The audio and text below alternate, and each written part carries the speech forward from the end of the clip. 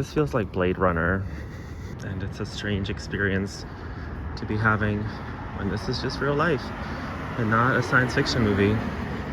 I'm in California and Fullerton on my way to get a bicycle to get myself home. And it's like, wow, what will they think of next?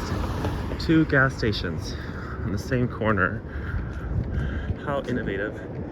Taking up so much space that could have been used by literally anything else, like housing. But why would we house people when we can house cars? But it's okay.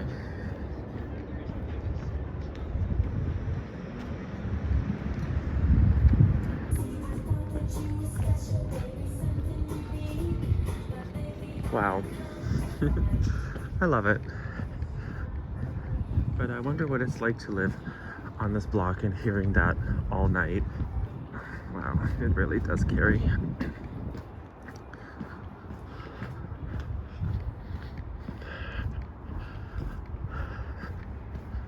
The annoying thing about gentrification is that nothing changes. It just gets more expensive. And you're like, what? This is just how things are now, I guess. Whereas an apartment is $3,000 in a place that you're like, $3,000?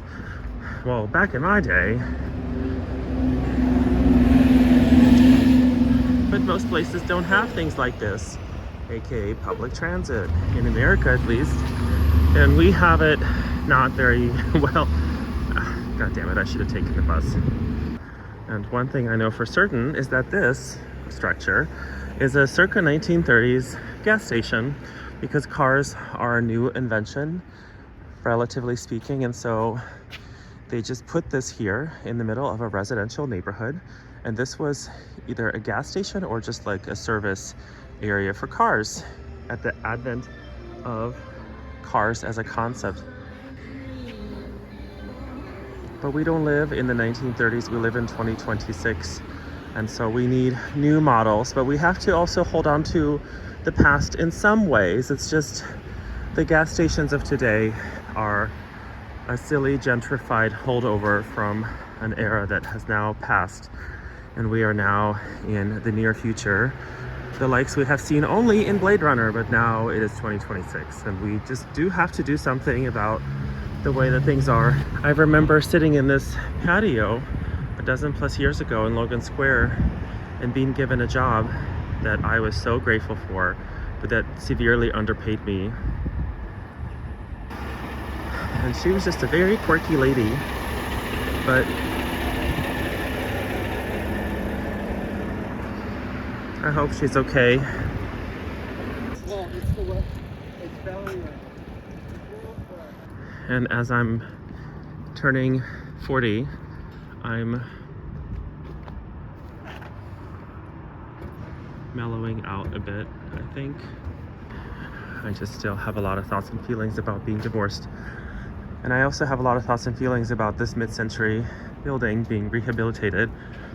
It's a 1960s motel that was just very middle-class kind of housing.